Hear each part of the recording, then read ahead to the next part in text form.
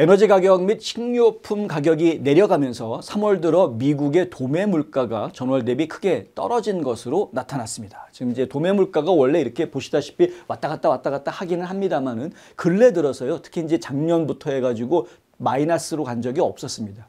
다 플러스였습니다. 그런데 3월 달에 2025년 3월 달에 들어와서 처음으로 마이너스로 떨어진 겁니다. 정권이 바뀌고 나서 도매 물가가 떨어지는 현상이 지금 처음 나타난 겁니다. 트럼프가 관세를 부과한다. 물가가 올라갈 거라고 다들 예상을 하고 있었죠. 그런데 실제로 물가가 올라갈 거냐?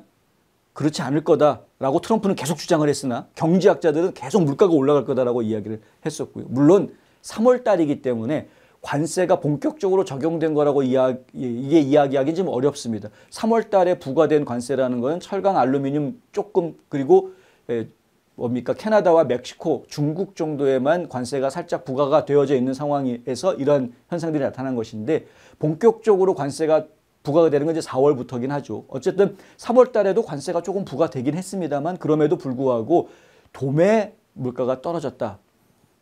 도매 물가는 한 6개월 정도 뒤에 소매 물가로 적용이 되는 이 선행지수로 이야기가 되고 있습니다. 다시 바꿔서 이야기하면 지금 도매 물가가 3월 달에 이렇게 마이너스 성장했다는 이야기는 한 6개월쯤 뒤인 9월쯤 됐을 때 물가가 떨어질 수 있다라고 예상할 수 있는 거나 마찬가지. 연방노동부는 3월 미국의 생산자 물가지수 PPI가 전월 대비 0.4% 하락했다라고 발표했습니다.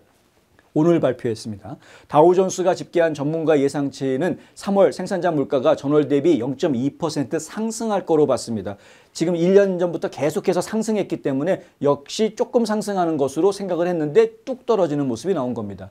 오히려 하락했죠. 전년 동기 대비 상승률은 2.7%. 그러니까 지금 물가 상승률 2%대가 계속 유지가 되고 있는 모습을 보여줍니다. 상당히 안정적으로 인플레이션이 유지가 되고 있는 모습 보여줍니다. 에너지와 식품 등을 제외한 근원 생산자 물가 지수 상승률은 전월 대비 0.1% 올라가서요. 이것도 역시 전문가들이 전망했던 0.3%보다는 낮은 성장률을 지금 보여주고 있습니다. 전년 동기 대비로는 3.4% 상승한 것으로 나타났습니다.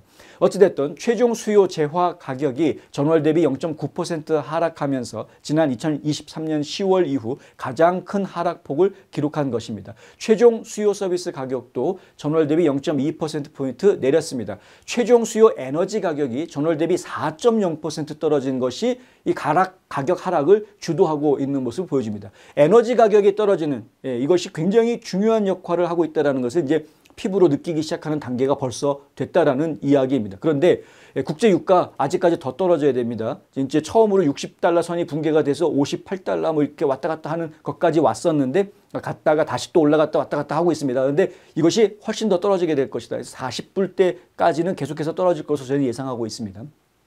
최근 몇 달 새 급등세를 나타낸 계란 가격도 크게 하락해서 안정세를 지금 찾고 있고요. 소고기 등 다른 식품 가격도 떨어지면서 최종 재화 식품 가격도 전월 대비 2.1% 하락했습니다.